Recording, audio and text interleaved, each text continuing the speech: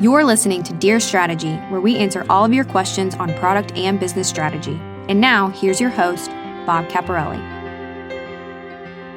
Welcome to another episode of Dear Strategy, where we answer all of your questions about product and business strategy. Real questions from real people in real companies just like yours. Welcome back, strategy creators, to another great episode. As I've been starting out most of these shows now, I think I've become, fully ingrained in the marketing part of things, but I have to put a shout out for the company that I founded and the company that sponsors this show, Strategy Generation Company. If you're interested in learning more about some of the workshops, training, and development processes that we can put you through, go visit us at strategygeneration.com. We're here to help, and hopefully you'll go check out our services there.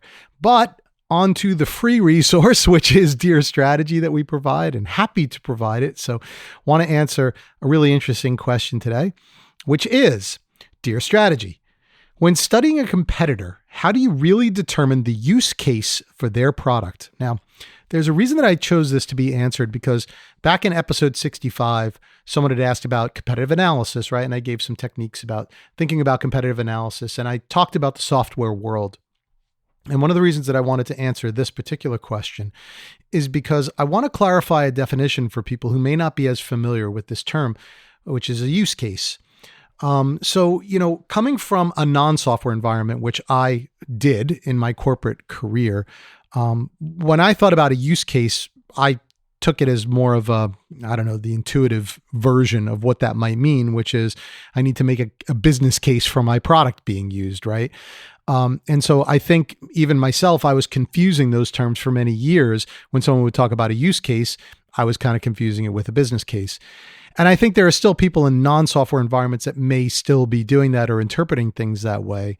But in fact, the use case is a pretty specific thing in the software world, as I learned as I started going into that space. And so I want to kind of clear that up for people who are not as familiar with that is. So essentially what a use case is it's a series of steps that someone might go through, a user in most cases, to achieve some specified goal. Okay. And what you would do in a use case is you would actually lay out what those steps are that people need to go from point A to point B to achieve whatever it is that they want to achieve. So it's really a way to structure the way your piece of software will interact with a user on that path to achieving whatever goal they're trying to achieve. Now, in this case, what we're talking about is a goal of, I want to do something, right? It's not necessarily I want to achieve sales or revenue or margin or things like that. It's that I want something to happen. So if I want to purchase something, right, I'm going to go onto the website and I'm going to take a series of steps to purchase something. Or if I want to log into something, I'm going to take a series of steps to log in.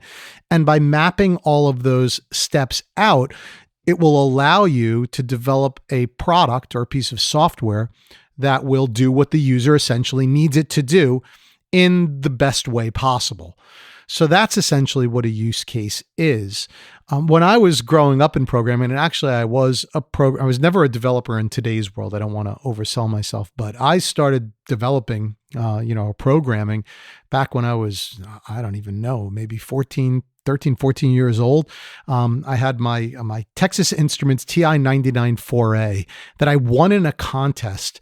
And there was a cartridge you'd put in that would run BASIC. Okay. It was literally, line by line basic programming. And I learned to program on that. And I remember a fireworks program, and I programmed a program that I loved at the time, which was a program that allowed you to design your own jack-o'-lantern, right? And I did it all in BASIC, and then moved up to the Commodore 64, which was popular at the time, and so forth. So in any case, I did program then. The reason I'm bringing that up is because back then there was this kind of a thought process in program that you were always trying to outthink the user, right?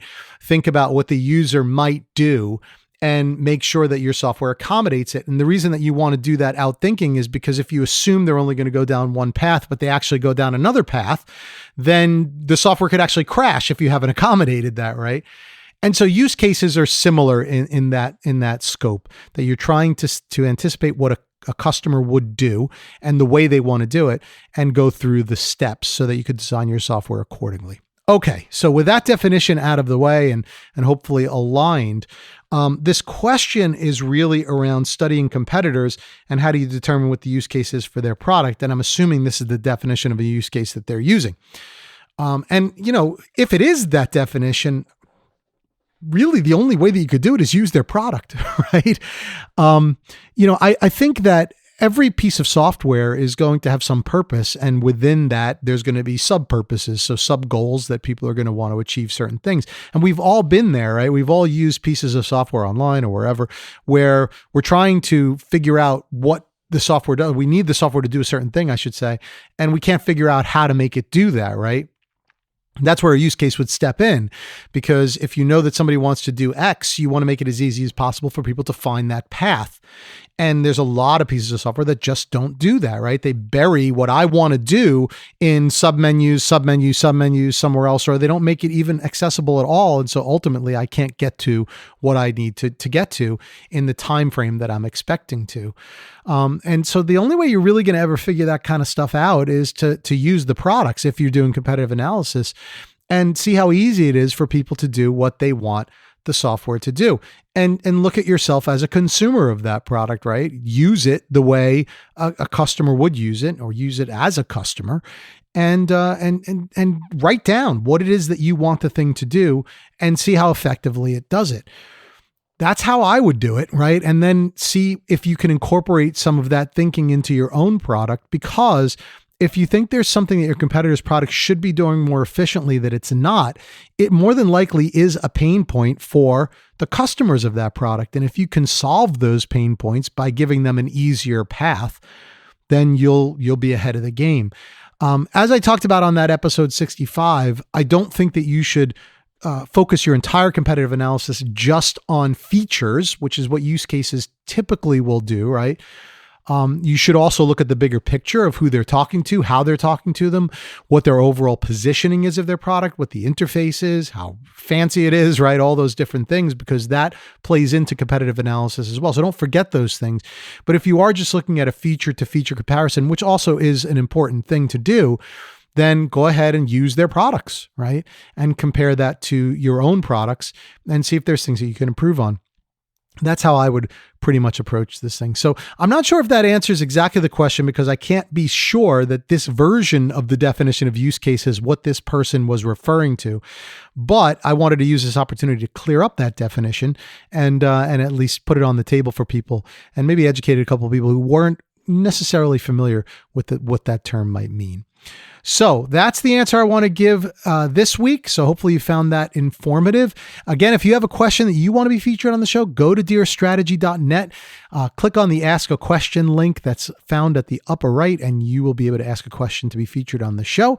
We feature most of the questions. It does take some time because we have quite a backlog, but we usually feature most of the questions unless they're really, really repetitive. So please go out there and check that out. Of course, as we said in the beginning of the show, please check out strategygeneration.com as well if you're interested in training, workshops, resources. You want to have us come in and help you develop your own strategy. Maybe you work for a small business or a medium-sized business and you need help putting together your strategic story, or even putting together your strategy from scratch. We can help you with all of that. So go to strategygeneration.com, click on the contact form, and get in touch, and we'll have a conversation and see if we can help you in some way. Also, I haven't pitched this in a little while, but go out to Facebook if you're interested, and we have a Facebook group that we're trying to get going called We Are Strategy Creators. So if you're interested in joining a community of other strategy creators, go out and join us there, and we'll see if we can get that thing up and running and going. And while you're doing all that, don't forget to make time for the plan, and we'll see you back here on another episode of Dear Strategy. Thanks for joining. Thank you for listening to Dear Strategy with Bob Caparelli. To learn more or to submit a question to be featured on our show, please visit us at dearstrategy.net.